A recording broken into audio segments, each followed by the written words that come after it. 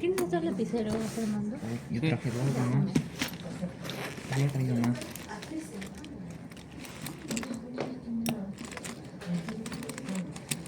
Estructura. Negrostini también. Gracias. Buenas tardes, compañeros. Hoy día Ya conectó. Nada más lo cardíaco, Cinco son el seis.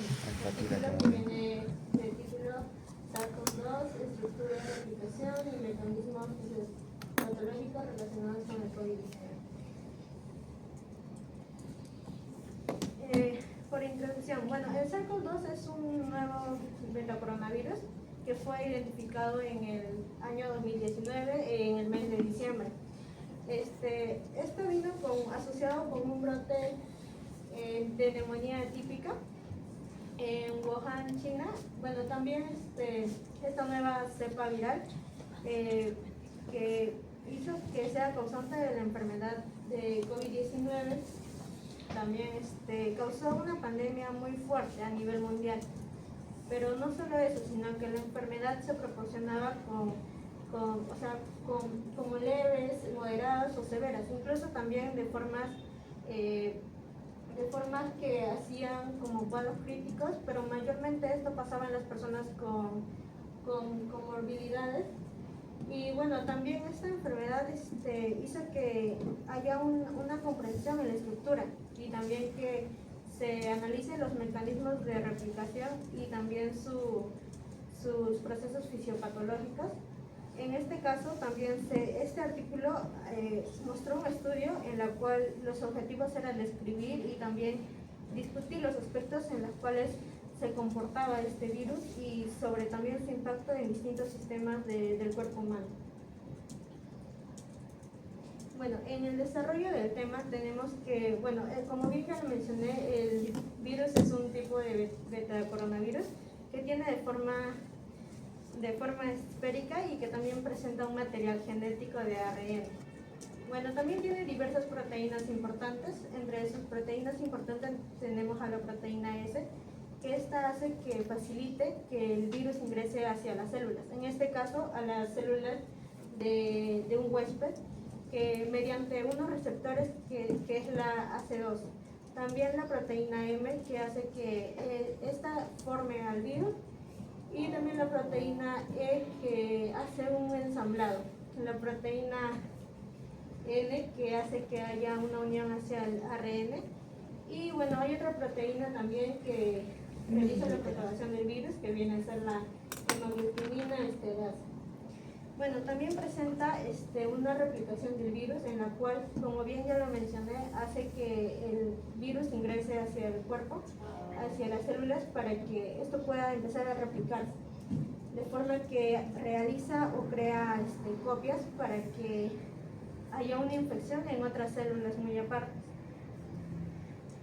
Que bueno, al momento en que dura la infección también hace que haya o que dañe diversos órganos, en principal los pulmones, los riñones, el corazón, el sistema nervioso, el intestino y también la piel. Bueno, este virus también no solo afecta a los pulmones, bueno, es comúnmente, pero también afecta a diversos órganos, como ya los mencioné, y crea también una respuesta inflamatoria, una coagulopatía, una afectación renal y neurológica y también un daño cardíaco. Yo les voy a hablar sobre la replicación del SARS-CoV-2. Bueno, para comenzar voy a mencionar de qué está compuesto el SARS-CoV-2. El SARS-CoV-2 está compuesto por la glicoproteína espiga, está compuesto por la proteína E, que viene a ser la envoltura, está compuesta por la proteína N, que viene a ser la nucleópside, está compuesta por la hemaglutinina esterasa, esta de aquí. Y bueno, de todas estas proteínas que están aquí, las más importantes son la S y la N. ¿Por qué? Porque la proteína S ayuda a la unión del virus a las células huésped, y la proteína N porque ayuda al virus a desarrollar la clase y la estructura viral. Una vez que el virus ha ingresado a la célula huésped, este inicia con el proceso de replicación. El ARN con cadena positiva es usado como plantilla para crear una cadena negativa una cadena negativa para desarrollar los segmentos del ARN mensajero. Aquí el ARN mensajero y las proteínas de los nucleósidos forman los viriones. Estos viriones pasan a la retícula endoplasmática o aparato de Golgi y una vez de aquí pasan a la membrana plasmática. De la membrana plasmática forman partículas virales listas para ser liberadas y para infectar unas nuevas células en nuestro organismo. La respuesta inflamatoria ocasionada por el SARS-CoV-2 también se le conoce como tormenta de citoquinas, ya que esta libera grandes cantidades de moléculas inflamatorias llamadas citoquinas, las cuales pueden llegar a dañar tejidos y órganos del cuerpo. Bueno, como ya les mencioné, la tormenta de citoquinas. Esta se caracteriza por la liberación de citoquinas como la IL-6 y la ATNF-alfa, que ayudan a combatir las infecciones, pero aquí, en este caso, lo que causa son daños. También tenemos la difusión endotelial, donde las citoquinas pueden dañar el revestimiento interno de los vasos sanguíneos, como el endotelio, lo que puede llevar a problemas de coagulación. En esta imagen podemos ver que el SARS-CoV-2 ingresa ingresa y causa daño endotelial. Aquí podemos ver que produce eritrosis, que es la muerte de los eritrocitos, y la netosis, que son las muertes de que es la muerte de neutrofilos. También tenemos la coagulación, que aumenta el riesgo de formación de coágulos sanguíneos en diferentes partes del cuerpo, como pueden ser el cerebro y los pulmones. Las lesiones pulmonares. Aquí la inflamación pulmonar puede llevar a neumonías y dificultades respiratorias graves. También los daños a otros órganos, como pueden ser el corazón, riñones y el sistema nervioso. Y también tenemos los que son los síndromes post-COVID, los cuales son fatiga, dolor de cabeza y musculares, dificultad para respirar, anomalías cardíacas, deterioro cognitivo del insomnio, pérdida del olfato y del gusto y caída del cabello. Y por último tenemos el SARS-CoV-2 y la coagulopatía. Bueno, en este caso la coagulopatía es una característica común del SARS-CoV-2, ya que está caracterizada por incremento de dímero D y fibrina. Y el dímero D viene a ser el producto final de la degradación de la fibrina, que sirve como indicador neurológico y la activación de la coagulación y del sistema fibrinolítico.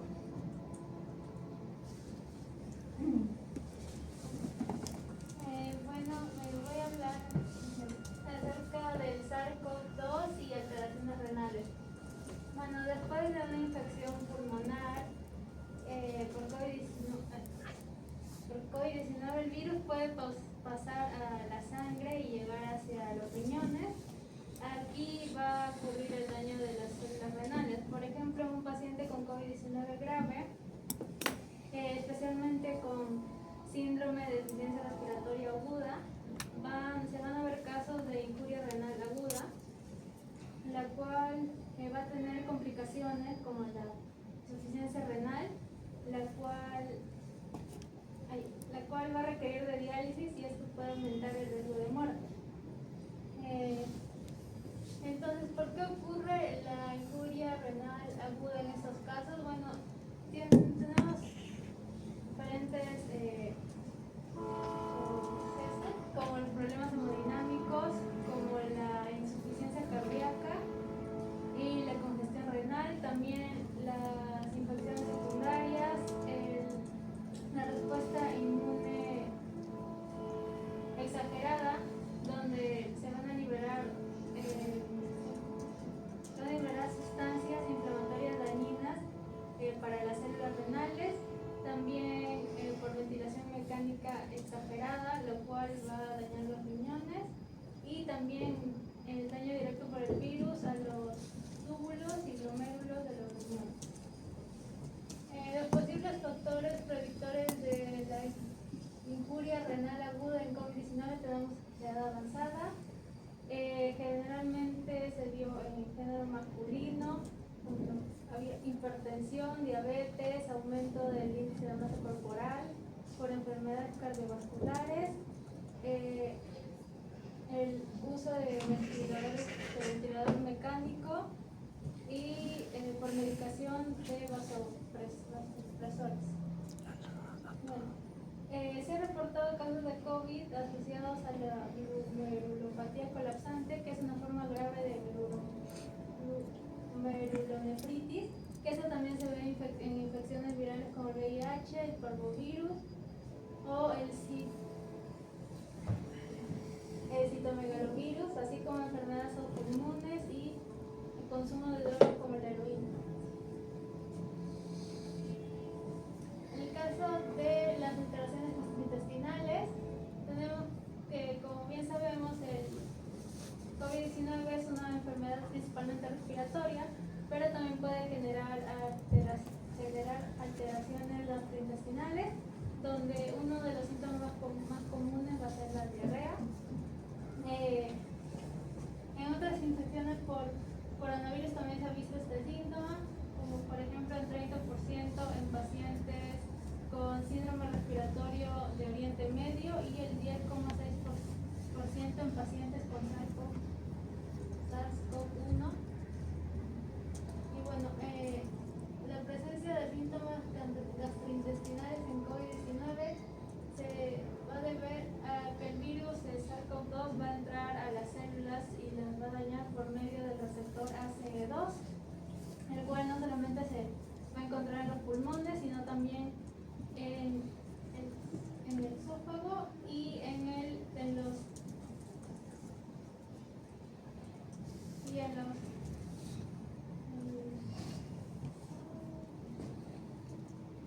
el colon y en el hígado. También tenemos la proteína TMPRSS2 que va a ayudar al virus a infectar, y eso también se encuentra en el esófago e intestino, y esto podría explicar la presencia de estos síntomas. Como consecuencia de estos trastornos tenemos que va a aumentar la permeabilidad intestinal, lo cual va a afectar en la absorción de los nutrientes, va a interferir con los transportadores de aminoácidos, más que nada ligados al receptor ACE2, va a afectar a la producción de péptidos antimicrobianos por las células de Paneth. Estas células van a ser importantes ya que van a ayudar a controlar el equilibrio en la microbiota intestinal. Y si hubiera un desequilibrio en la microbiota puede llevar a enteritis y finalmente a diarrea. En el caso de las alteraciones neurológicas, algunos pacientes con COVID-19 van a presentar síntomas neurológicos, lo que indica que el SARS-CoV-2 también puede afectar en el sistema nervioso central. Así que el virus puede actuar como un patógeno oportunista en el cerebro. ¿Cómo se sabe esto? Bueno, se ha detectado la presencia del virus en el cerebro mediante técnicas como la inmunohistoquímica, la microscopía electrónica y la reacción en cadena de la polimerasa. Las rutas posibles de cómo llega el virus al cerebro tenemos la transferencia transsináptica, que es de neuronas infectadas a otras neuronas, por vía del nervio olfatorio, que el virus va a entrar por la nariz y va a viajar al cerebro, por vía linfática y a través de la barrera hematoencefálica, infectando primero células endoteliales con receptores ACE2.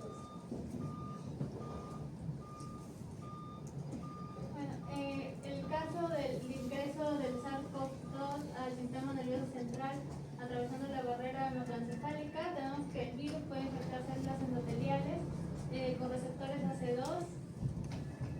También puede cruzar la barrera hematoencefálica transportar por leucocitos en la sangre, y esta inflamación por COVID-19 va a aumentar la probabilidad de la barrera hematoencefálica, facilitando así el paso del virus al cerebro.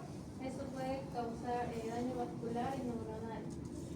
Entre los síntomas neurológicos más comunes tenemos a la cefalea, a la anosmia, que es la pérdida del olfato, la astreusia, la pérdida del gusto, y otros hallazgos neurológicos que incluyen el accidente cerebrovascular, el deterioro de la conciencia, coma, convulsiones y encefalopatía.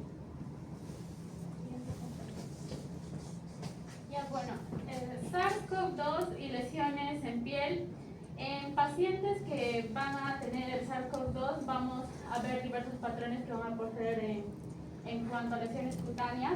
Y bueno, estos van a incluir el eritema maculopapular, urticaria, lesiones vesiculares, también artroisquemia, eritema multiforme, entre otros.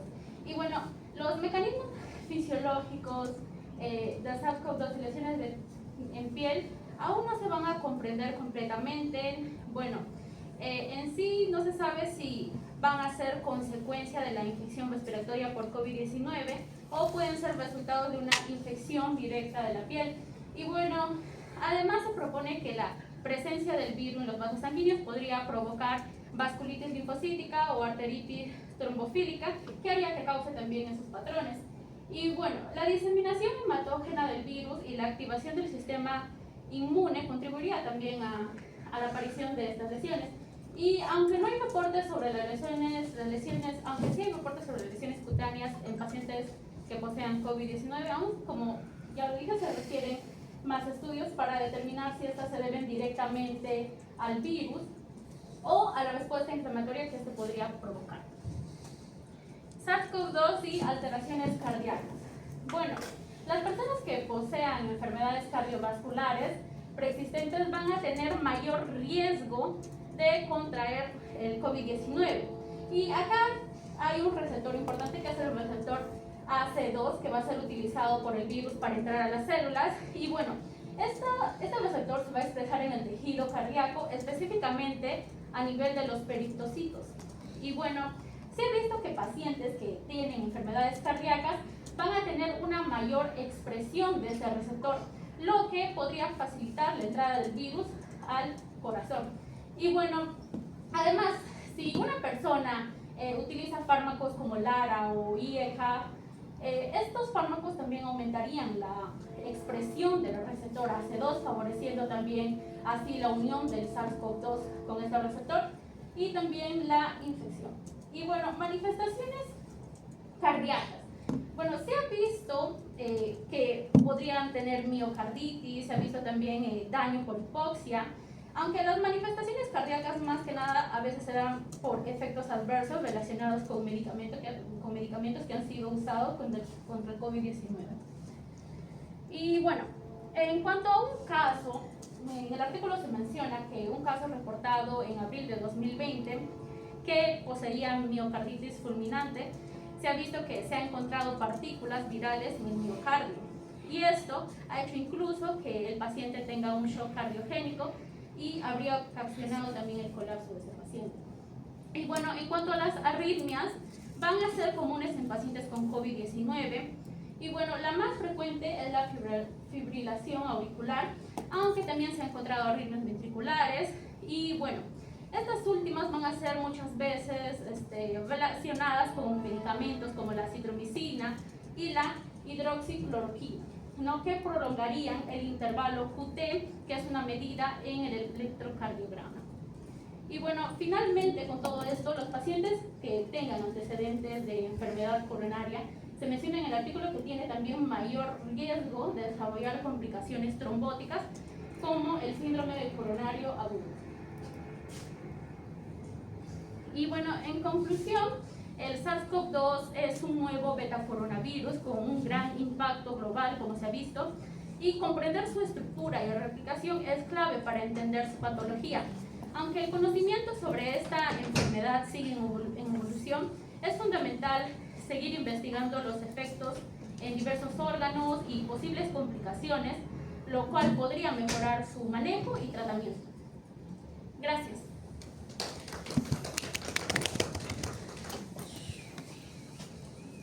¿Tienes preguntas? ¿Preguntas? Sí, A ver. por Camilo. Sí, quería que me explique un poco mejor acerca de las coagulopatías porque no entendí. ¿A qué se debe que existan?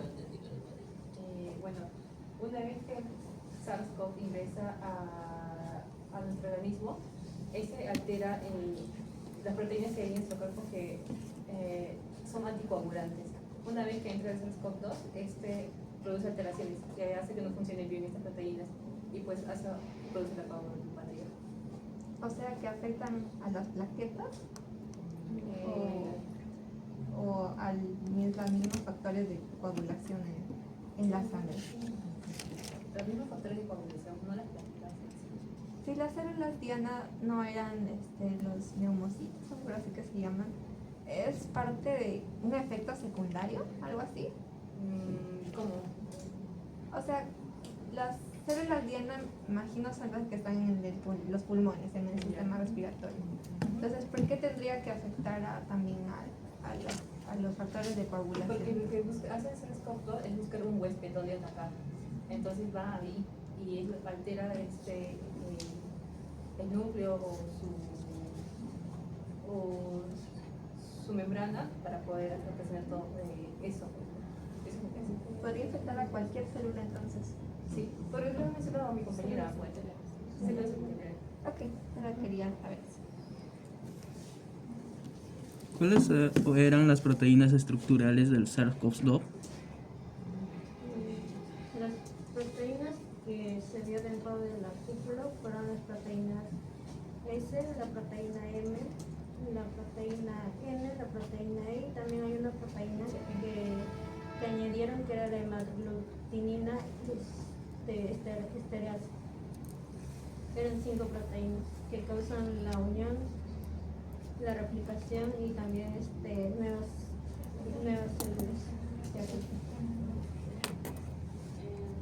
Para poder contribuir más en el punto de mi compañera, ¿qué alteraciones más específicamente se tienen en la sangre en relación a la coagulación? Bueno, el aumento del dímero D y la formación de trombos también se vería, ¿no? Porque es el virus que va a causar inflamación y también, como mi compañero explicó, va a causar más daño a las células epiteliales, lo que va a activar también este factor de coagulación.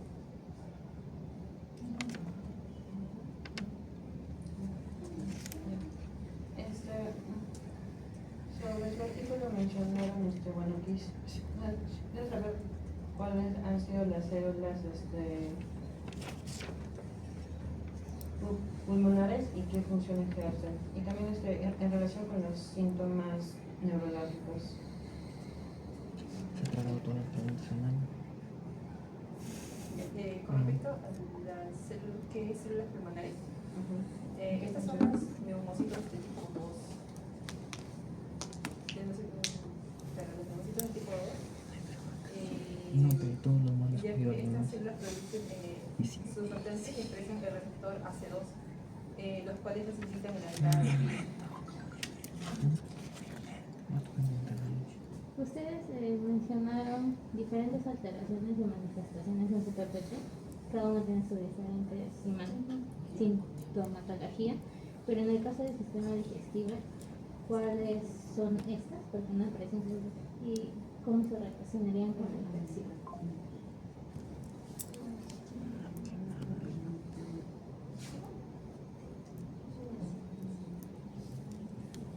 Repite tu pregunta. ¿Qué infecciones?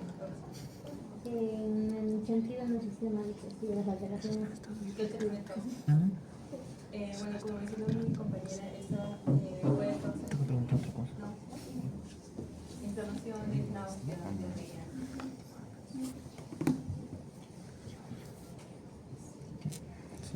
¿Cuáles eran las diversas alteraciones cardíacas que se presentaban cuando se complicaba? Bueno, cardíacas más que nada se ha visto arritmias, se ha visto también más que nada, bueno, la principal es la arritmia. Más que nada sí, la persona que tiene el COVID-19 y como había dicho, por medicamentos si consume acitromicina, eso podría afectar el intervalo que es el mismo.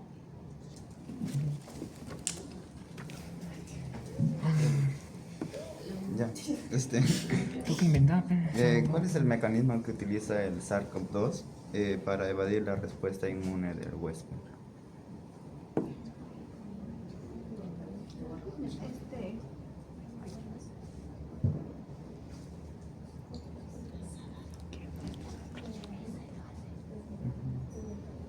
¿Podrían Ya. ¿Cuál es el mecanismo que utiliza el SARS-CoV-2 para evadir la respuesta inmune del huésped?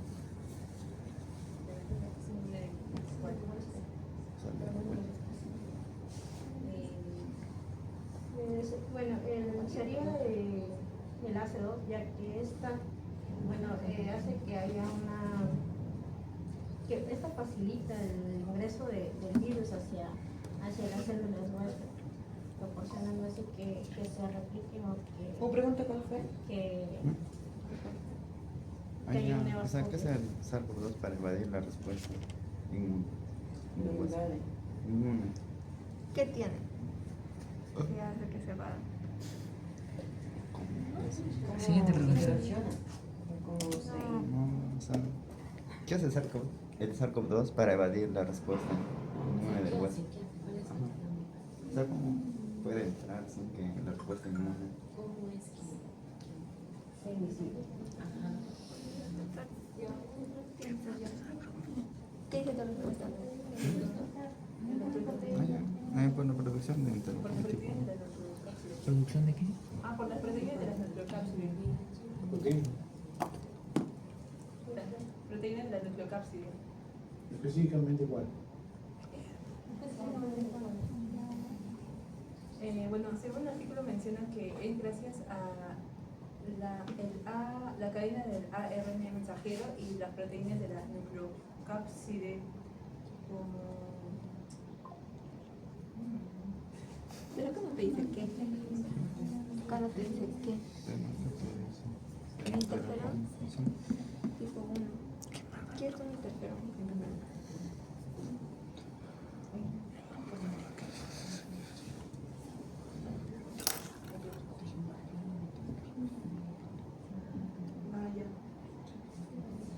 Por la proteína TMR. MPRSS2.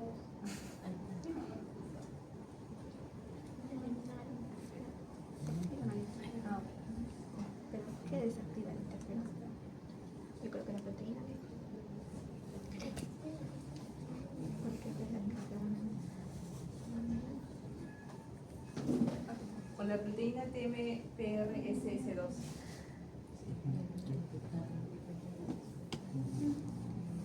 Ahí está. ¿Ese no era un receptor del intestino?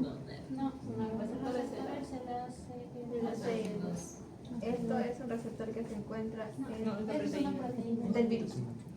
En receptor El de receptor, el único receptor es que el AC2. El AC2 por aquí. ¿Y qué proteína viral está implicada? Oye, era una pregunta por persona. ¿Qué proteína viral está implicada? ¿Y qué dicen pregunta? No me hizo dos. También hizo dos. Con el TMP. Ah, explique. ¿Qué proteína está implicada con el TMPRSS2? Saco. La proteína. Yo comento, puedo comentar, o sea, en el SARS-CoV-2 se encuentra una proteína spike, y esa proteína spike es la S. es esa proteína, y prácticamente es una ¿Qué facilita? proteína que prácticamente con sus unidades, que es la SN1 creo, prácticamente se acopla con el receptor que es la AC2, ajá. Y otro que es la unidad, la SN2 creo, que prácticamente permite la función entre la membrana del virus con la membrana celular. Tiene una proteína que es un ¿Cuál sería la complicación pulmonar grave específica que causaría este virus? Cuando nombré la parte de alteraciones, sería el síndrome de dificultad aguda respiratoria, que aquí va a estar donde los alveolos pulmonares, donde aquí ocurre el intercambio de oxígeno.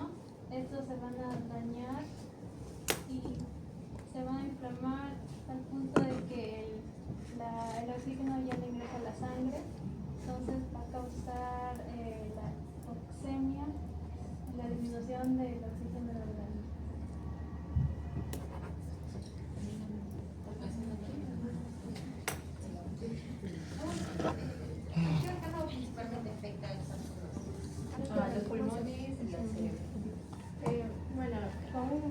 afecta a los pulmones, pero también hay diversos órganos, por ejemplo, los riñones, el sistema nervioso también y el corazón también. Pero más que nada los pulmones porque van a tener más expresión de receptores ácidos.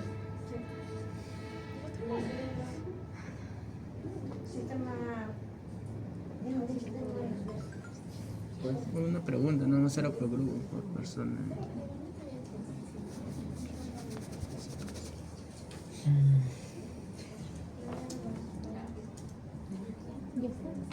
¿Ya me preguntado? Todo bien. Todo bien, profesor.